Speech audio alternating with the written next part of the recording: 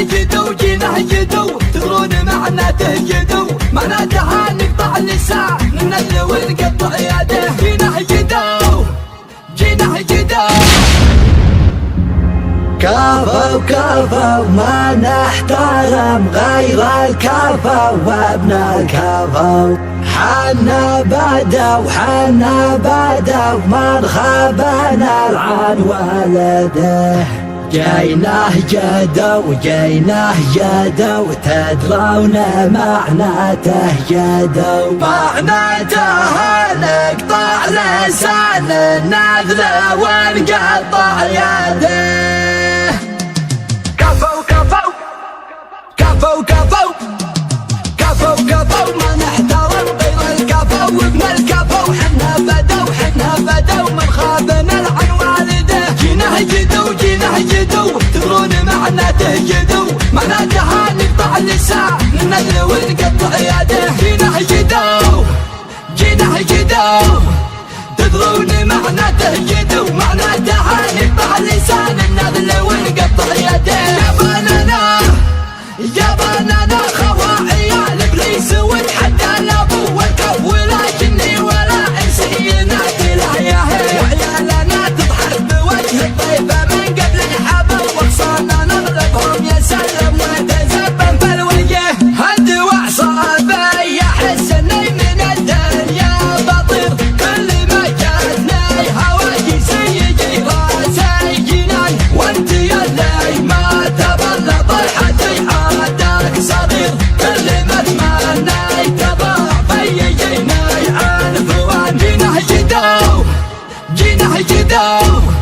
تدرون معناته جدو معناتها نقطع لسان النذل ونقطع يده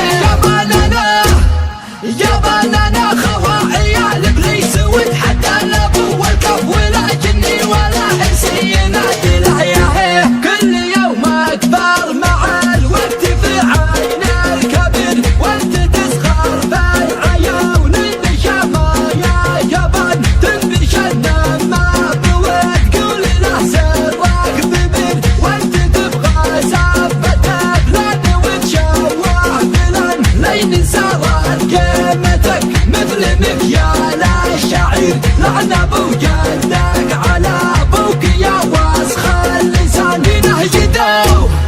جيناه جدو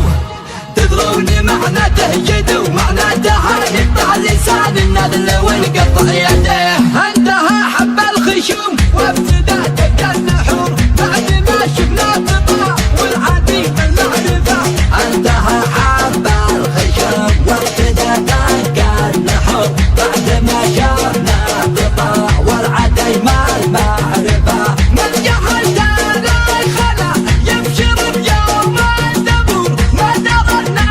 للطول وجه حتى نحرفه لا تهور يا ولد لا تلف ولا تدور اسأل اجدادك ترانا حماة الطرفة رمينا بالراس والباترة وسط الصدور وفي زمان السيف لا راس عن النهذفة مننا اول قبيلة تصرح بالظهر وعدنا كل التقام يلوي كون طايفة جيناه جدو